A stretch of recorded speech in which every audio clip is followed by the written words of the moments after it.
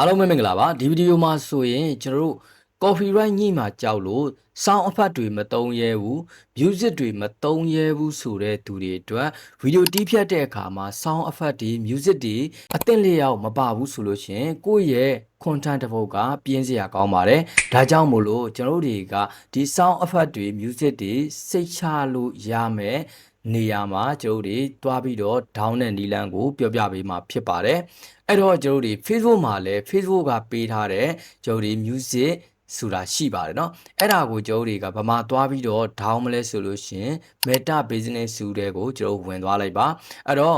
့ကျွန်တော်ဖုန်းသမားတွေလည်းအတူတူပဲပေါ့နော်ဖုန်းသမားတွေဆိုလို့ရှိရင်တော့ browser ကနေဝင်ပြီးတော့ကျွန်တော်တို့ကကိုယ့်ရဲ့ page ကနေပြီးတော့ကျွန်တော်ဒီမှာ Meta Business ဆိုတာနေပြီးတော့သွား down ရမှာဖြစ်ပါတယ်အဲ့တော့ကွန်ပျူတာသမားတွေကတော့ကျွန်တော်တို့ဒီမှာအလွယ်တကူ down လို့ရပါတယ်เนาะ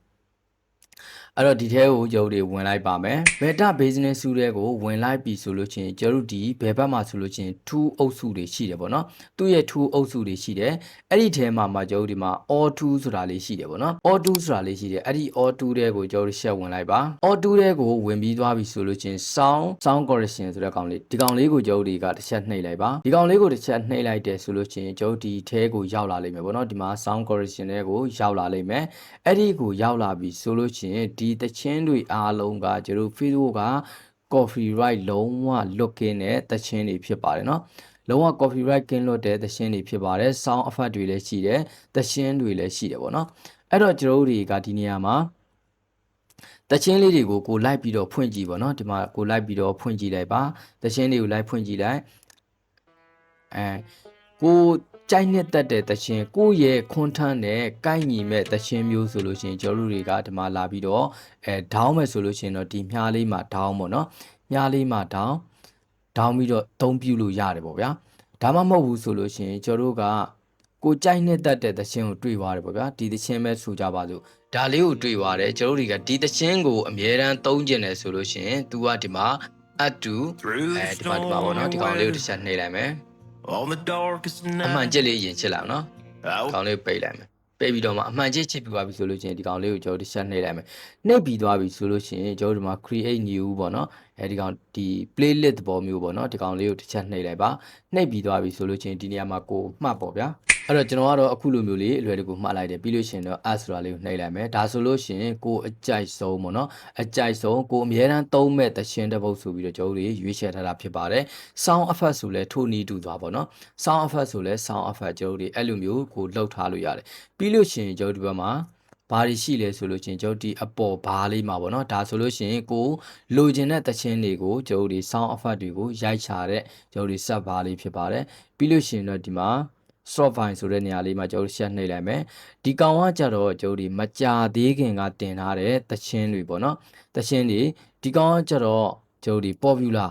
လူသုံးများတဲ့သချင်းတွေပေါ့ဗျာလူသုံးများတဲ့သချင်းတွေဒါတွေပေါ့နော်လူသုံးများတဲ့ music တွေပေါ့နော်အဲ့ဒါလေးတွေနောက်တစ်ခုကဒီမှာဒီဘက်ဘေးမှာပေါ့နော်ဒီဘက်ဘေးမှာဆိုလို့ရှိရင်လည်းကျွန်တော်ဒီမှာဖွင့်ကြည့်လိုက်မယ်ဖွင့်ကြည့်လိုက်မယ်ဆိုလို့ရှိရင်ကျွန်တော်ဒီမှာကိုသူ့ရဲ့ဒီ music ဟိုပါပေါ့နော်ကိုရီးယားတို့ဘာတို့အဲ့လိုမျိုးတွေပေါ့နော် post တို့ဟိုဒီပြီးလို့ရှိရင်ကျွန်တော်တို့ဒီအများကြီးပေါ့နော်ဒီသချင်းရဲ့ဟာတွေကိုကျွန်တော်အမျိုးအစားတွေကိုရွေးလို့ရတယ်ပေါ့နော်သချင်းရဲ့အမျိုးအစားတွေကျွန်တော်ရွေးလို့ရတယ်ဒီမှာဆိုလို့ရှိရင် pop အမျိုးအစားလားပေါ့နော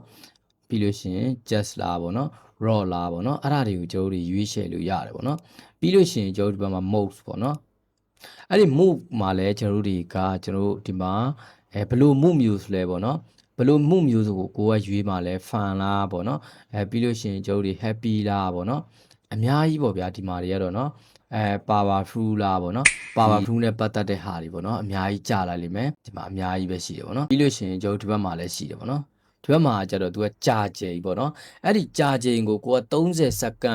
်ပေါ့နော်30စက္ကန့်လိုချင်တာလားဒါမှမဟုတ်ဆိုလို့ရှိရင်30နဲ့60ကြားကိုကျွန်တော်လိုချင်တာလားပေါ့နော်ဒါမှမဟုတ်ဘူးဆိုလို့ရှိရင်10မိနစ်နဲ့2မိနစ်ကြားလား2မိနစ်အထက်လားပေါ့နော်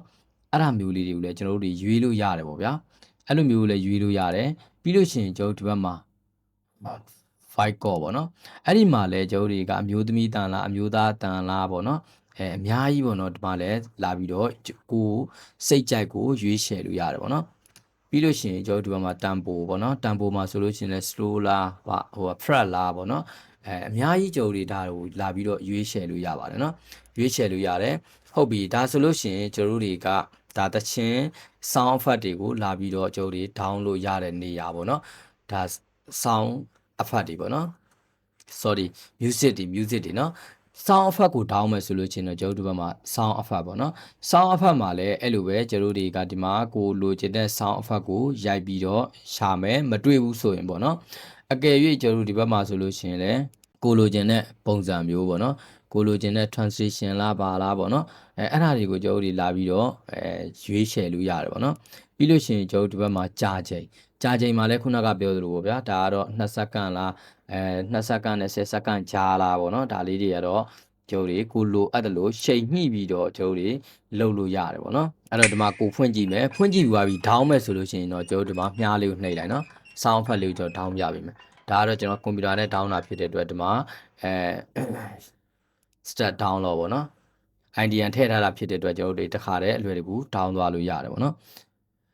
ကျွန်တော်ခုနကပြောသလိုပဲကိုကြိုက်တယ်ဆိုလို့ရှိရင်ဒါလေးကိုအမှန်ချစ်ထားမယ်အမှန်ချစ်ထားပြီးတော့ဒီနေရာမှာ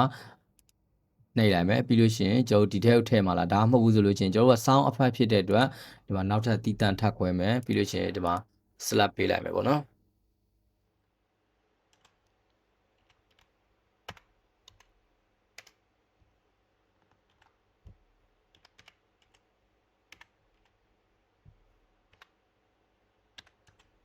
โอเคเนาะပြီးလို့ရှိရင်ကျွန်တော်ဒီမှာ Astra လေးကိုနှိပ်လိုက် Astra လေးကိုနှိပ်လိုက်တယ်ဆိုလို့ရှိရင်ကျွန်တော်ဒီ sound effect လေးကိုအမြဲတမ်းကျွန်တော်တို့ယူသုံးလို့ရမယ်ပေါ့နော်လိုက်ချစရာမလိုတော့ဘူးပေါ့ဗျာပြောမယ်ဆိုလို့ရှိရင်ဒါအလွယ်တကူလာပြီးတော့ကျွန်တော်တို့သုံးလို့ရတယ်ပေါ့နော်ဟုတ်ပြီဒါဆိုလို့ရှိရင်ကျွန်တော်တခြားနေရာတွေကကျွန်တော်တို့ download ဒီ sound effect တွေmusic တွေကို download မဆွဲဘဲနဲ့ကျွန်တော်ဒီနေရာမှာလာပြီးတော့ကျွန်တော်တို့ download ဆွဲပြီးတော့အသုံးပြုမယ်ဆိုလို့ရှိရင်ဒါ copyright ကင်းလွတ်တဲ့နေရာဖြစ်ပါတယ် YouTube မှာလည်း YouTube ရဲ့ကျွန်တော်တို့ဒီဟိုဟာရှိတယ်ပေါ့နော် YouTube ရဲ့sound ကျွန်တော်တို့ correction ဆိုတာရှိတယ်ပေါ့နော် library ရှိတယ်သူ့ရဲ့ library ထဲမှာကျွန်တော်တို့တွားထောင်းပြီးတော့အသုံးပြုလို့ရပါတယ်နော်ဟုတ်ကဲ့ပါကျွန်တော်ရဲ့ဗီဒီယိုတွေကိုကြည့်ပေးကြတဲ့တယောက်ချင်းစီတိုင်းကိုကျေးဇူးတင်ပါတယ်နောက်ထပ်ဗီဒီယိုတွေမှာလည်းဘလို့အကြောင်းအရာတွေကိုသိကြလဲဆိုတာ comment အောက်မှာရေးပေးခဲ့လို့ရပါတယ်ခင်ဗျာ